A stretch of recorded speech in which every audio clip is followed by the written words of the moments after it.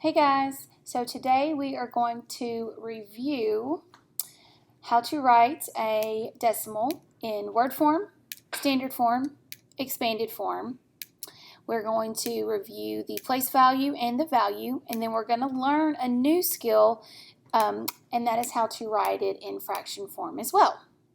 So our first number is going to be the number that you see here. This number is actually already written in standard form, so we're going to take that from standard form and we're going to fill in all of these boxes.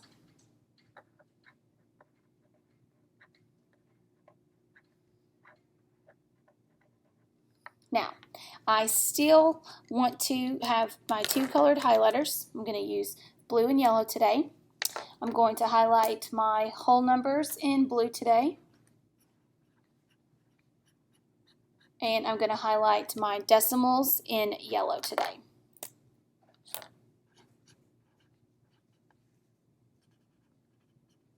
This is just a strategy that we can use just to help us separate the whole numbers from the decimals, and we can just kind of have our answers, figure our answers out a little bit easier. So let's start with our number that we have in standard form. It's 382 and 7/10. Our whole number is going to be any number to the left of the decimal. So we have 382, and our decimal is anything to the right of the decimal point, and that is the 7. All right, let's identify our place values and our values. We're going to start with the 3. We already start with our larger number. The 3 is in the hundreds place, so we have 3 groups of 100. And that is going to equal 300. The 8 is the next digit. And the 8 is in the tens place, so we have 8 groups of 10, and that will equal 80. Our next digit is the 2. The 2 is in the ones place, and we have 2 groups of 1. And that will equal 2. The 7 is in the tens place, so we have 7 groups of tenths, and that equals 7/10.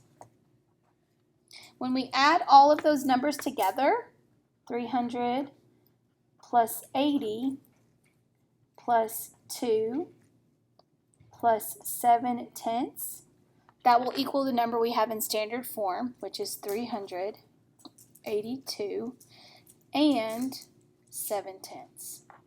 Remember, the tens place is the first digit after the decimal.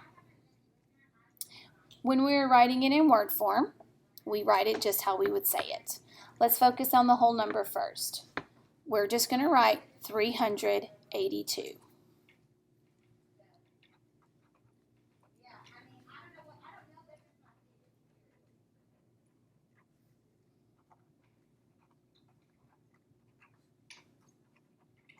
We're going to stop there. We have a decimal point. Remember, whenever we are representing a decimal in words, we say and. So 382 and, then focus on what we have on the right side. It's just a 7, so we'll start with just and 7.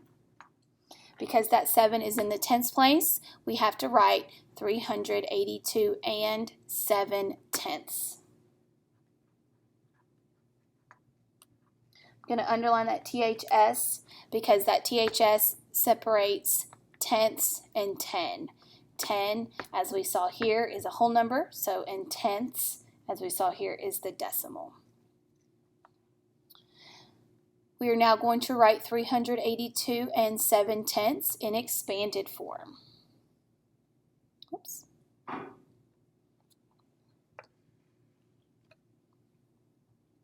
When we write a number in expanded form, we are going to expand each digit, starting with a 3. The 3 is in the hundreds place, so we will write 3 times 100. The 8 is in the tens place, so we will write 8 times 10. The 2 is in the ones place, so we will write 2 times 1. The 7 is in the tenths place, so we will write 7 times 1/10. Now you can write 1/10 as a decimal, or you can write 1/10 as a fraction. I'm going to show you both ways. Let's do the decimal first. 7 times 1/10 as a decimal looks like that. The 1 is in the tenths place. If we were going to write it as a fraction, the whole numbers wouldn't change at all, but if we were going to write it as a fraction, it would look like this. 7 times 1/10. The numerator is a 1 and the denominator is a 10. Now, speaking of fractions, let's write our number in fraction form. Now, because this has a whole number and a fraction, we are going to write a mixed number. A mixed number is just a fraction that simply has a whole and part of a whole. Our whole number is going to be written just like you see it, 382.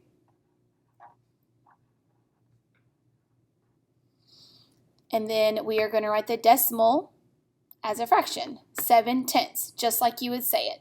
So 372 and 7/10. We have just reviewed how to write 382 and 7/10 in place value and value, word form, expanded form, and fraction form. We took it from standard and then we did all these other forms. Now, we won't always have it in standard form. Sometimes we have to take it from word form and put it in all of the different forms. I'm still going to use those two highlighters. I'm still going to have my blue to represent my whole numbers. And I'm still going to have the yellow to represent my decimal.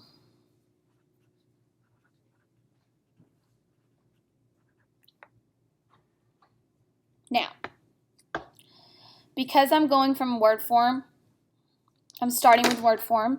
Sometimes I read that and I'm like, that's a lot of words. So it's nice if we can separate what is the whole number, what is the decimal. Let's read it. 1,275 and 89 hundredths. Now, going back to what we just learned, anytime we see the word and, we know that we are going to have a decimal in our number. Let's box that in.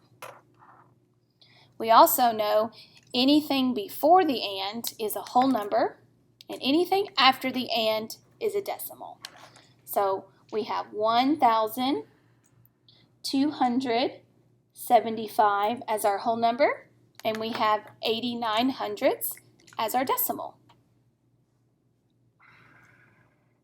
That's going to help us transfer this word form to standard form. So let's look at our word form. Let's look at the whole number. 1,275. Now, since we see that 1,000, I know that that's going to represent my comma. If we remember from the notes earlier this week, we had those different periods. In those different periods, the thousandths period had the thousands place, the 10,000ths place, and the 100,000ths place, and we would represent that period with a comma. So we have 1,275. I know I have a decimal next because I have the word and then we have 89 hundredths.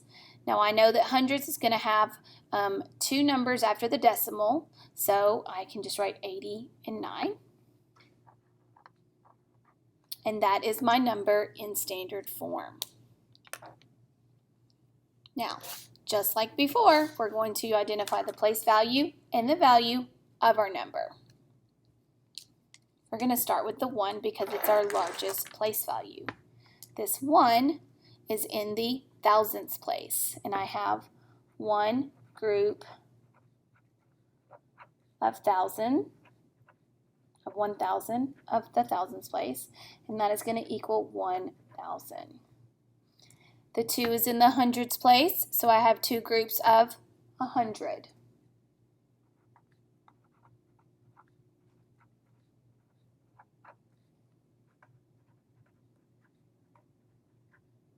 And that equals 200. I have a 7 in the tens place, so that is 7 groups of 10.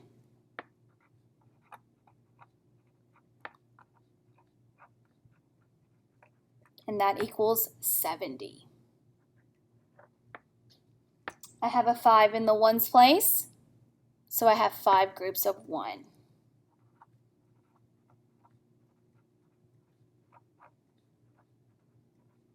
And that gives me 5. I have an 8 in the tenths place, so that is 8 groups of tenths.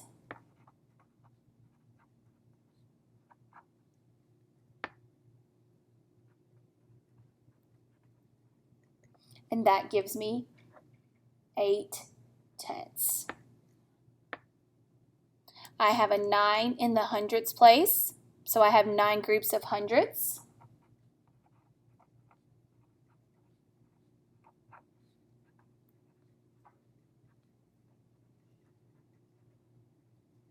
And that equals 9 hundredths. Make sure that 9 is in the hundredths place. I have to have 2 numbers after the decimal. Now when I add all these together, 1,000 plus 200 plus 70 plus 5 plus 8 tenths plus 9 hundredths, that will equal 1,275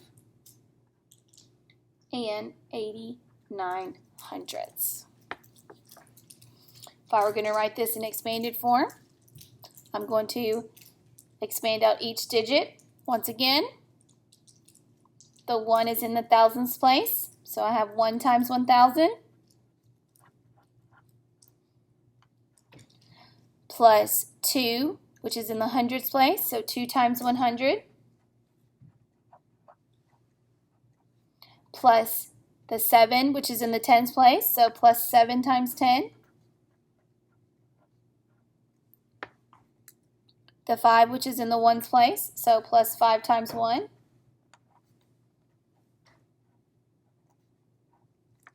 the 8 is in the tenths place, so 8 times 1/10. Pay attention to how I write 1/10, please. The 9 is in the hundredths place, so I would write 9 times 100th. Pay attention to how I write 100ths. Again, you can write 8 times 1/10 as a decimal, like I did there, or you can write it as a fraction. You might see it both ways, so it would look like this.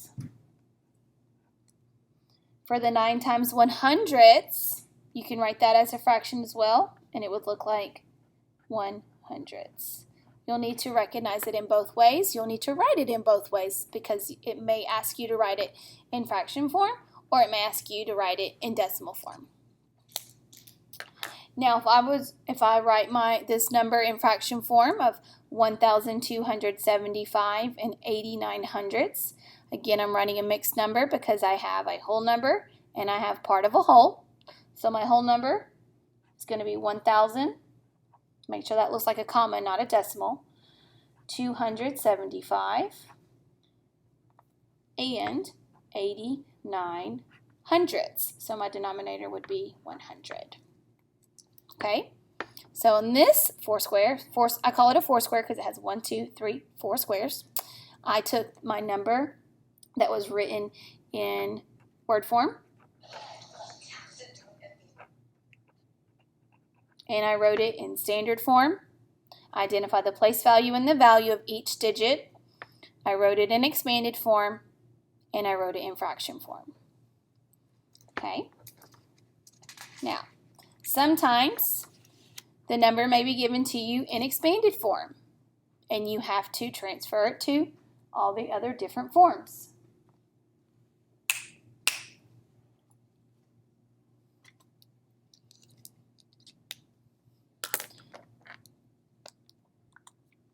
Again, I'm going to highlight my whole number in blue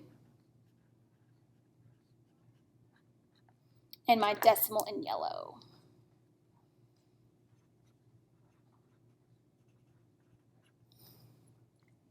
All right.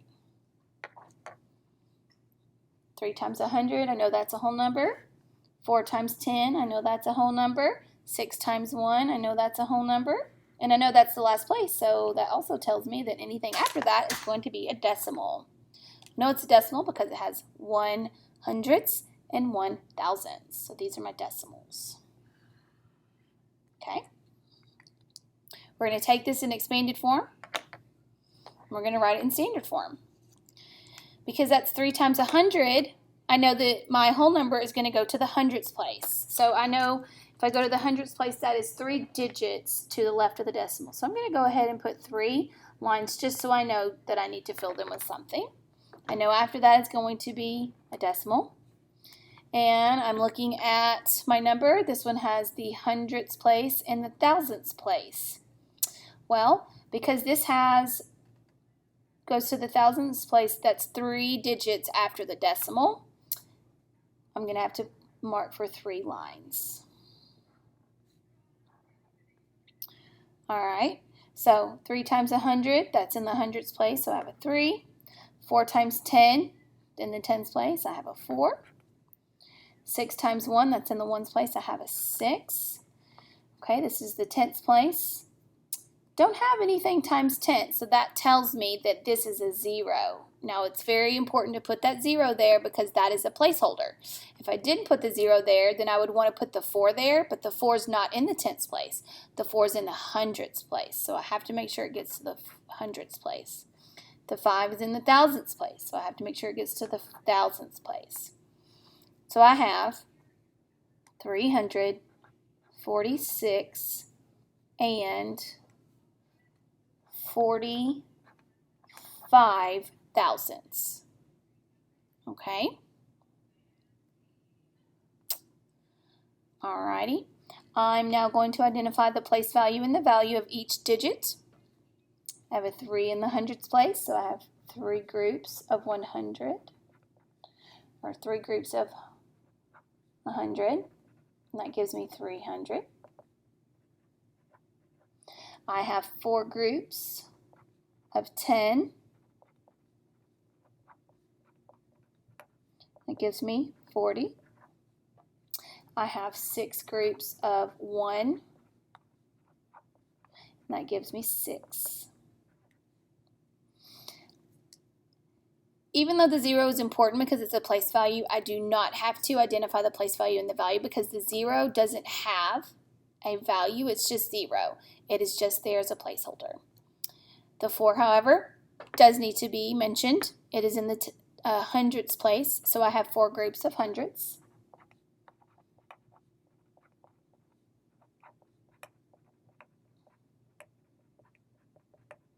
And that is the value of 4 hundredths. 0.04. The 5 is in the thousandths place, so I have 5 groups of thousandths. And that has a value of 5 thousandths, 0.005.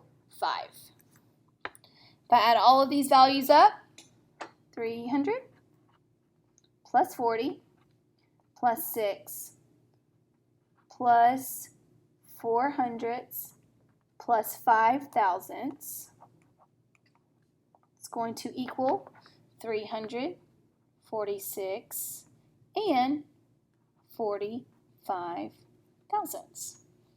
Now, I need to change one of my boxes because I already have it in expanded form here, so I'm actually going to be writing it in word form.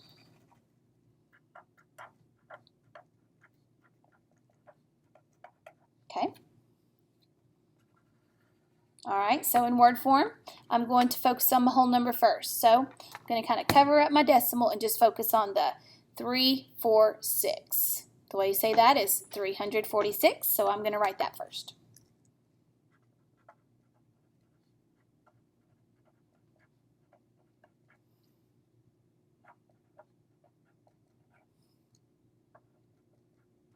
After my whole number, I have a decimal, so I'm going to represent that decimal point with the word and. And then I'm going to kind of cover up my whole number, and I have a 045. I would just say that as 45.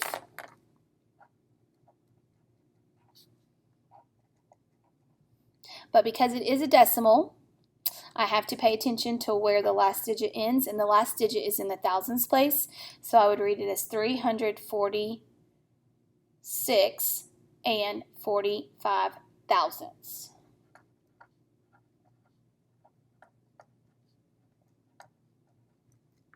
Make sure you write that THS. If I were going to write this number in fraction form, I would look at my whole number. I have 346. And I have 45 thousandths. So I would have 45 thousandths. All right. Now, on Kiddom, you have some questions that you have to answer that relate to this. You need to copy what we just did together. I hope you are going to take the time to go back and to copy these as your notes, because you can use this as a reference while you are completing your Kiddom assignment for today. And it will also help you with your daily grade that you're going to have tomorrow. If you have any questions about anything that we've done today, then hop on the Zoom meeting tomorrow at 12:10, and we would be glad to help you.